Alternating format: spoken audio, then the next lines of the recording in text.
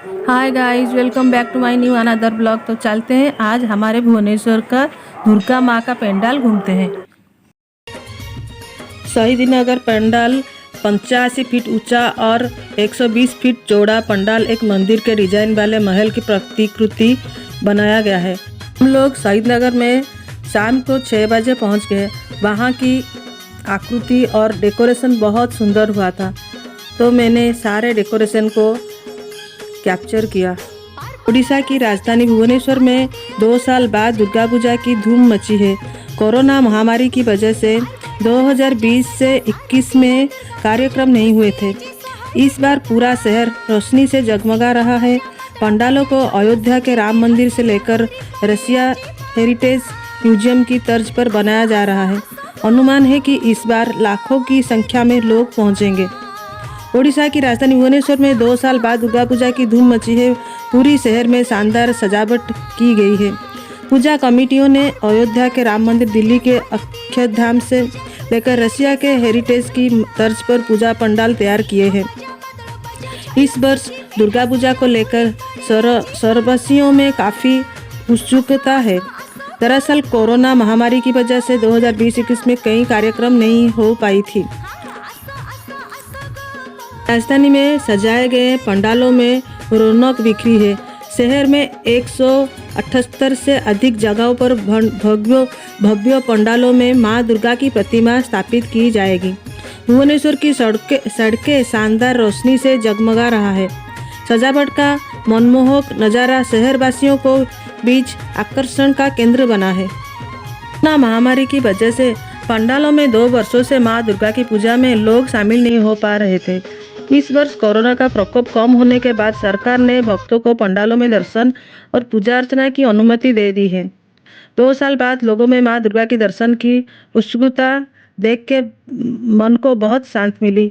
इस वर्ष लाखों की संख्या में लोग पूजा पंडाल में पहुंचे हैं और मां दुर्गा का दर्शन ले रहे हैं। दशहरा एक प्रमुख हिंदू त्योहार है जो हर साल अक्टूबर या नवंबर में मनाया जाता है। इस विजयादशमी के रूप में भी जाना जाता है। इस त्योहार का महत्व रावण वध के दिन भगवान राम द्वारा माता सीता की मुक्ति के रूप में मनाने का त्योहार है। दशहरा के दिन लोग रामलीला देखते हैं, जिसमें रामायण की कथा का प्रस्तुतिकरण किया जाता है। फिर रावण के पुतले को जलाया जाता है। दशहरा हमें अधर्म से धर्म की ओर बढ़ाने का संदेश देता है। ये त्योहार आनंद, खुशी और एकता का पर्व है और हम सबके लिए महत्वपूर्ण है। दुर्गा पूजा मुख्य रूप से बंगाल, असम, उड़ीसा, झारखंड इत्यादि जगहों पर बड़ी ही धूमधाम से मनाया जाता है। दुर्गा पूजा की शुरुआत तब हुई जब भगवान राम ने रावण को मारने के लिए देवी दुर्गा से शक्ति प्राप्त करने के लिए पूजा की थी।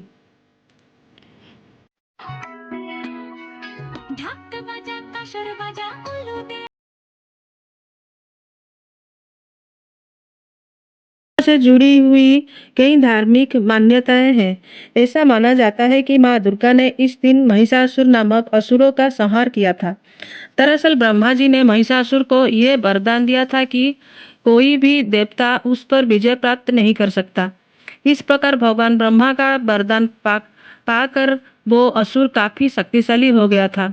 वरदान पाकर वो स्वर्गलोक में देवताओं को परेशान करने लगा और समस्त संसार में तबाही मचाने लगा। उसने स्वर्ग में एक बार अचानक आक्रमण कर दिया और इंद्र को परास्त कर स्वर्ग पर कब्जा कर लिया था। सभी देवता परेशान होकर ब्रह्मा, विष्णु, महेश के पास मदद मांगने पहुंचे। सारे देवताओं ने मिलकर उस राक्षसों के साथ युद्ध किया, परंतु असफल हो गए। कोई उपाय ना मिलने पर देवताओं ने महिषासुर के विनाश के लिए देवी दुर्गा का आह्वान किया, जिसे शक्ति और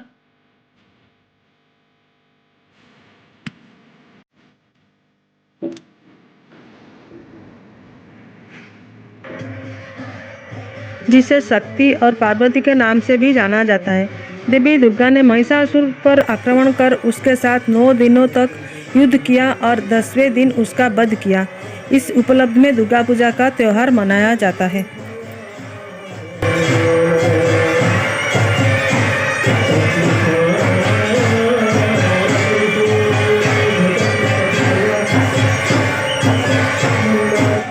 दुर्गा पूजा की महत्व भी बहुत होता है। देवी माँ दुर्गा के 9 रूप का विशेष महत्व रहता है। उनकी पूजा करने से जीवन में शक्ति का संचार होता है।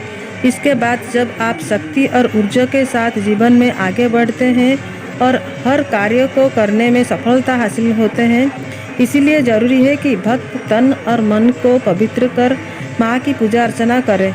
नवदुर्गा की पूजा शुरू करने से पहले हमेशा मन को शांति रखना चाहिए। तो आज का ब्लॉग को यहीं पे समाप्त करते हैं। फिर मिलती हूँ नेक्स्ट ब्लॉग के साथ। तब तक के लिए आप सबको हैप्पी दशहरा।